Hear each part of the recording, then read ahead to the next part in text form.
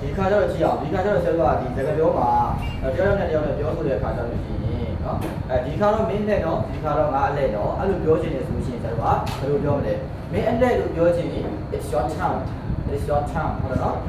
ငါအလဲလို့ပြောချင်ရင် it's my turn it's my turn အဲ့လိုပြောမယ်အဲ့တော့မှာတခုခုလုံးဖို့ရန်လို့ပြောတဲ့ခါကျတော့ရှိရင် to black of one ပေါ့ပါ it's my turn it's your turn ဘာကပါလိုက်ပဲ to black of one to black of one အတုံးကိုဆရာကရှိမှသင်ခဲ့ပြီးသွားပြီနော် to black of one အတုံးကနေရာကိုလိုက်ပြီးတော့မှသူကပြန်ရမှာအခုဒီမှာသုံးထားတဲ့အတုံးဆိုလို့ရှိရင်သူကဒီ charm ဆိုတဲ့ buff ကနောက်မှာသုံးထားတဲ့အတုံးဖြစ်တဲ့ကြောင့်လို့သူက above နေရာမှာရှိတာ to black of one ဘယ်နေရာမှာရှိရလဲ above မှာရှိရဆိုတော့ above နေရာမှာ to black of one သုံးထားရတာဘာနဲ့ပြန်ရမလဲဖို့ရအဲ့တော့တခုခုလုံးဖို့ရ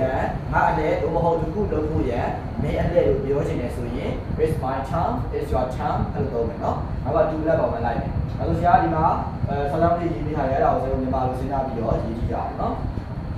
ဒီနေ့အဝိရှော်မှုကမင်းတဲ့နော်ဘယ်လိုပြောမယ်ဆိုရင်မင်းအလှည့်လို့ပြောနေတာကိုစဉ်းစားရင် it's your turn ဟုတ်တယ် it's your turn အဲ့ဒါကိုကျွန်တော်ရေးလိုက်မယ်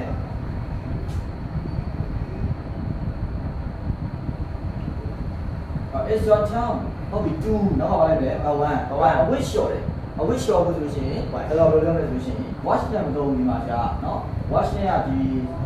formal ဒီလိုသုံးနေတဲ့တာမန်ဒီအခြေအနေမှာသုံးနေရတယ်ဆိုတော့ဒီမှာစဉ်းစားပို့ပြီးတော့မှပါပြအောင်ကြည့်ကြည့်အောင်သုံးမယ်နော်ဒါကြပြောမှာဆိုတော့ပို့ပြီးတော့ဒီသုံးရတဲ့ဟာကိုသုံးမယ် it's your turn to clean or to do နော် to do laundry ကဲပြောကြည့်ပါဦးလို့မယ် it's your turn to do laundry ဟုတ်ပြီနော်အဲ့တော့အဝိရှော်တာပြောတာအဲ့တော့ဒီခါကဒီနေ့အဝိရှော်ကိုကတော့မင်းလည်းအဲ့တော့ဒီနေ့လို့ပြောရင်နောက်ကဘာချက်မလဲဒီနေ့လို့ဒီမှာရှိမှဆရာမလို့ရေးနေပါဒီနော် sorry အဲ့တော့တစ်ဖက်ကြည့်ပါဦးခက်မယ် it's your turn to do laundry today ဒီနေ့အဝိရှော်ကိုကတော့မင်းလည်းတော့ဟုတ်ပြီနော်ဟုတ်ပြီနော်ရောက်မဲ့ပြောပါလေညစာအတွက်မင်းရှိဖို့ပါမင်းလည်းတော့လို့ပြောမယ်ပေါ့အဲ့လိုပြောမယ်ဆိုရှင်အရင်တော့မင်းအတဲ့နော်ဆိုတော့ကျွန်တော်အရင်ပြောမယ်ဆိုရင် it's your turn ဘယ်လိုလဲ it's your turn it's your turn နောက်တော့ဘာလိုက်ပါလဲဆိုတော့တူလက်ဘောပါပုံနဲ့လိုက်ပါနော်အဲ့တော့ငွေရှင်းတာတခုခုပစ္စည်းတခုခုဝယ်လိုက်တယ်အဲ့ဒီပစ္စည်းတခုကျတော့ငွေရှင်းမယ်ဆိုရင်ဘယ်လိုလုပ်လဲ pay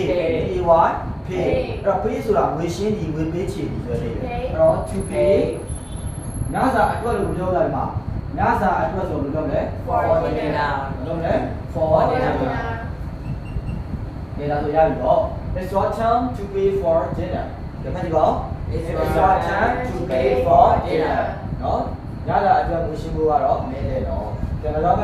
ယ်နေရာမှာစားရမယ်ဆိုတာရွေးဖို့ကငါနဲ့နော်ကဲတကယ်ချင်းဒီတခုခုသွားစားကြမယ်ဟလာတခုသွားစားကြမယ်ဆိုတဲ့ကမှာနေရာရွေးကြဘယ်မှာသွားစားကြမလဲဆိုတော့ကဲဘယ်နေရာမှာသွားစားမယ်ဆိုတော့ငါရွေးမယ်အဲ့ဒါငါနဲ့ဒီကတော့ငါဘယ်နေရာမှာသွားစားမယ်ဆိုတော့ရွေးဖို့လဲငါနဲ့နော်လို့ပြောချင်တယ်ဆိုရင်ဆရာတို့ကငါအလှည့်နော်လို့ဆိုရင်ဒီကကြရင်ဘယ်လိုလုပ်မလဲ it's my turn ဘယ်လိုလဲ it's my turn အဲ့တော့ရွေးမှာရွေးတယ်ဆိုရှင်သူရဲ့က buff 1ပဲလိုက်မှာနော် buff infinitive ပဲလိုက်မှာအဲ့တော့ to choose ဘာလဲ to choose အဲ့တော့ဘယ်နေရာဆိုတဲ့ဒီနေရာပြဖို့ပြပါရမယ်ဘယ်နေရာမှာစားကြမယ်ဆိုတာရွေးဖို့ကဆိုရင်ပြီးသွားပြီ to choose ဟုတ်တယ်နော်ဘယ်နေရာဆိုနေရာကိုပေါ်ပြတဲ့ဆရာတို့စကားလုံးဒီသုံးလို့တော့ပြောသုံးတယ်ဝဲနေတော့ရမယ်နော်ဝဲငါတို့ဆိုတော့ we where we eat ရမလား right ဒါဆိုရင် it's my turn to choose where we eat ဘယ်နေရာမှာနော်စားကြမယ်ဆိုတာရွေးဖို့ကငါ့လေနော်ရမလားအဲ့ဆိုတော့ကြည့်ပါဦး answer လုံးနဲ့ဖို့ကငါ့လေနော်ကစားပွဲမှာကျတော့ answer လုံးလေးကိုလှည့်ပြီးတော့မှကိုလည်းပြီးသူလည်းပြီးကိုလည်းဟုတ်တယ်နော်လှည့်ကြပြီးလှည့်ရတယ်မလားအဲ့တော့ဒီတစ်ခါ answer လုံးနဲ့ဖို့ကငါ့လေနော်လို့ပြောမယ်ဆိုရင်ငါ့လေနော်ဆိုတော့ရည်စင်းတိုင်းလို့စဉ်းစားမယ် it's my turn ဘယ်လိုလဲ it's my turn အဲ့တော့ answer လုံးလှည့်တာဆိုတော့ row လှည့်တာပါလေ row အဲ့တော့ answer လုံးကို dice လို့သုံးတယ်ဘယ်လိုလုပ်လဲ dice အဲ့တော့ to roll the dice ဘယ်လိုလုပ်လဲ to roll the dice ဒါခိုင်းအောင် it's my turn to roll the dice ဟုတ်လား တဲ့ဒါတော့ကြောင်းလေးကကြည့်ပါဦးအဲ့ရသိမ်းဖို့ပါ အဲ့ရတဲ့ဘုကမင်းနဲ့နော် အဲ့ရသိမ်းတာအဲ့ရခင်းတာကိုကျွန်တော်တို့ဒီ how to video မှာသင်တယ်နော် how to video မှာအဲ့ရသိမ်းတာပဲဖြစ်ဖြစ်အဲ့ရ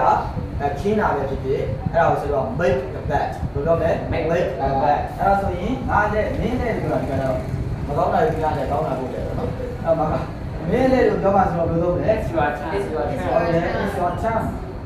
အလုပ်လုပ်ဖို့ဆိုရင်သင်ကြားတယ်စားဖို့ဆိုရင်ဟုတ်တယ်နော် it's your turn to make အဲ့ရသိမ်းလို့ဆိုတော့ make the bed အဲ့ဒါလည်း to make the bed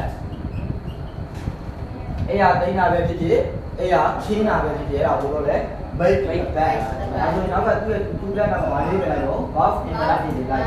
ဘာလိုက်ရဲ buff infinitive ဘဝန်းနေပေါ့နော်ဘဝန်းအများလိုက်တာပေါ့ရပါလားဒါဆိုရင်ဒီစုံရောက်ကိုအပြောပါပဲဖြစ်ဖြစ်အရင်ပါပဲဖြစ်ဖြစ်ဒါငါနဲ့တော့ပြောချင်း it's my turn it's my turn ဒါမဲနဲ့တော့ပြောချင်း it's your turn ဒါမနော်အဲဆိုရင်ဆရာတို့ကဒီဟာကိုဘယ်လိုလုပ်လဲဆိုရင်